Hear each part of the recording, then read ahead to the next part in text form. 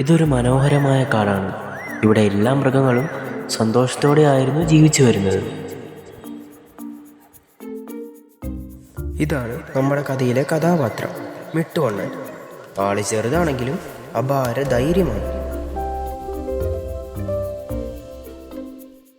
ഇതാണ് കഥയിലെ രണ്ടാമത്തെ കഥാപാത്രം നീലു. ആളൊരു കുട്ടിയാനയാണ്, കൂടാതെ ഒരു പേടിത്തൊണ്ടനുമാണ്. ഒരിക്കൽ തൻ്റെ അമ്മയുമായി പിണങ്ങി കാട്ടിൽ വഴി അറിയാതെ നിൽക്കുകയായിരുന്നു നീലു. നീലുവിനെ അവൻ്റെ അമ്മയുടെ അടുത്തെത്തിക്കാൻ തൻ്റെ കൂട്ടുകാരുടെ സഹായത്തിനായി മിട്ടു ഓടി.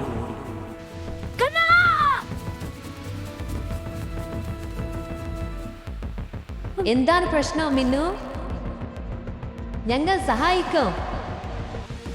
മിട്ടുവും കൂട്ടുകാരും ചേർന്ന് നീലുവിൻ്റെ അമ്മയെ തിരഞ്ഞ് കാട് മുഴുവനും പരതി.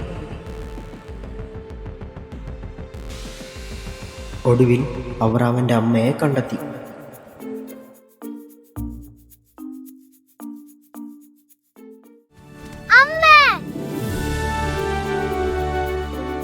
നീലു,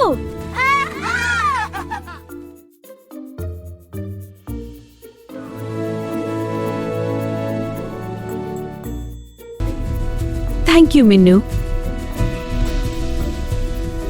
സുഹൃത്തുക്കളുണ്ടെങ്കിൽ എല്ലാം സാധ്യം.